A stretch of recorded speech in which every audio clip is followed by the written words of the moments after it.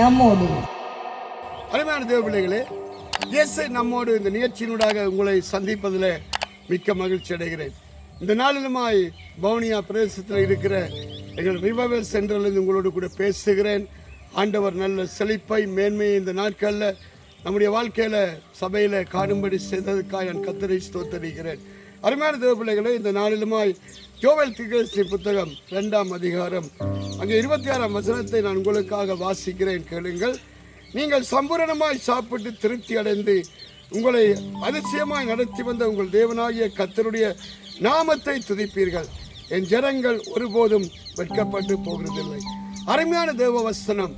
அருமையான தேவ பிள்ளைகளே, தேவனை நம்புகிற மனுஷர்கள், தேவன் மேல் நம்பிக்கை வைக்கிற மனிதர்கள் ஒரு நாளும் வெட்கப்பட்டு போறதில்லை. ஆண்டவருடைய வசனம் சொல்லுகிறது, நீங்கள் சம்பூரணமாய் சாப்பிட்டு திருப்தி அடைந்து உங்களை அதிசயமாய் நடத்தி வந்த உங்கள் தேவனாகிய கர்த்தருடைய நாமத்தை துதிப்பீர்கள். என் ஜனங்கள் ஒருபோதும் வெட்கப்பட்டு போவதில்லை. தேவனை நம்புகிற ஜனங்கள், தேவனையே தங்கள் வாழ்வின் நம்பிக்கையாய் கொண்டிருக்கிற ஜனங்களை ஒரு நாளும் ஆண்டவராகிய இயேசு வெட்கப்பட்டு போக விட மாட்டார். அருமையான தேவ பிள்ளைகளே, இந்த நாட்களில் உங்கள் வாழ்க்கையில நீங்கள் யார் மேல் நம்பிக்கை வைத்திருக்கிறீர்கள், எதை நம்புகிறீர்கள் என்பதே உங்கள் வாழ்வினுடைய ஆசீர்வாதத்துக்கு மேன்மைக்கு காரணமாக இருக்கிறது. அதனால தான் வேதம் சொல்லுகிறது, கர்த்தரை நம்புகிறவர்கள் ஒரு நாளும் வெட்கப்பட்டு போறதில்லை. இந்த நாட்களில் அநேகர் மனுஷிகத்தை, மாமிசத்தை, தங்கள் சுயத்தை, சுய அறிவை நம்பி விடுகிறார்கள். அதனால தேவனுடைய கரத்தின் கிரியைகளை அவர்களால் பார்க்க முடியவில்லை. அருமையான தேவ பிள்ளைகளே, இந்த நாளில் தேவனுடைய வார்த்தையை முன்னிட்டு நான் உங்களுக்கு சொல்லுகிற காரியம் என்னவென்றால், கர்த்தர் மேல் நம்பிக்கை வையுங்கள். ஆண்டவரையே முன்பாய் வைத்து வாழ கற்றுக்கொள்ளுங்கள். அப்பொழுது ஆண்டவர் உங்களை சம்பூரணமாய் உங்களை ஆசீர்வதித்து மேன்மைப்படுத்துவார். இந்த நாட்களில் சூழ்நிலைகளை பார்த்து மனுஷரை நம்பி நீங்கள் உங்கள் வாழ்க்கையை நகர்த்துவீர்களானால் உங்கள் வாழ்க்கையில் எந்த மேன்மையை பார்க்க முடியாது. அதனால தான் வசனம் சொல்லுகிறது, பலமும் அல்ல பராக்கிரமும் அல்ல, தேவனுடைய ஆவியினால் எல்லாம் ஆகும். இந்த நாளிலுமா இந்த காலவேளையில் அப்பாவுடைய வசனத்தை நான் உங்கள் மத்தியில் கொண்டு வருகிறேன். நீங்கள் சம்பூரணமாய் சாப்பிட்டு திருப்தி அடைந்து உங்களை அதிசயமாய் நடத்தி வந்த உங்கள் தேவனாய் கர்த்தருடைய நாமத்தை துதிப்பீர்கள்.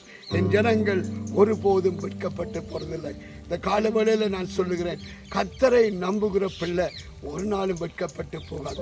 அந்த பிள்ளையினுடைய காரியங்களை தேவன் ஆசீர்வதிப்பார். அந்த பிள்ளையினுடைய வாழ்க்கையில கர்த்தர் மகிமையான மேன்மையான காரியங்களை செய்வார்.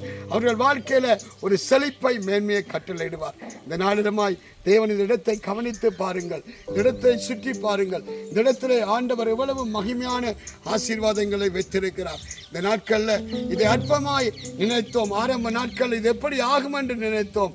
ஆனால் தேவனுடைய கரம் பெரிதான ஒரு ஆசீர்வாதத்தை, மேன்மைகளை இந்த நாட்களில் காணத்தக்கதாய் கிரியை செய்கிறதை பார்க்கிறோம். ஆனாலும் அநேகரால் இது நம்ப முடியவில்லை. ஏனென்றால் தேவன் செய்கிற காரியங்கள் ஆச்சரியமாய் அதிசயமாய் இருக்கும். ஆண்டவர் செய்கிற போது அவர் மகிமையான மேன்மையான காரியங்களை செய்வார். அதனால தான் வசனம் சொல்லுகிறது, அவரை நம்புகிறவர்கள் ஒருபோதும் வெட்கப்பட்டு போறதில்லை. இந்த நாளில் தேவனை நம்புங்க, அப்பாவை முன்பாய் வச்சு வாழுங்க. உங்கள் வாழ்க்கையில அப்பா ஆசீர்வாதங்கள் மேன்மைகளை கொண்டு வருவார். சூழ்நிலைகளை மாற்றி போடுவார். மேலான ஆசீர்வாதங்கள், மேலான நன்மைகள் உங்கள் வாழ்க்கையில் நிச்சயமாக வரும். ஆண்டவர் இந்த இலங்கை தேசத்தில் இந்த ரிவைவல் சென்டரை கொண்டு பெரிதான காரியங்களை செய்து வருகிறார். வருகிற நாட்களில் அந்த காரியங்களை நான் உங்களுக்கு காண்பிக்கிறேன். அப்பா சொன்னது ஒருபோது தடைப்படாது. மனுஷர்கள் இது எப்படி ஆகும் என்று நினைக்கலாம். ஆனால் என் தேவனாய கர்த்தரால செய்யக்கூடாத அதிசயமான காரியம் ஒன்றுமில்லை. கர்த்தரை நம்புகிறவன் ஜெயமடைவான்.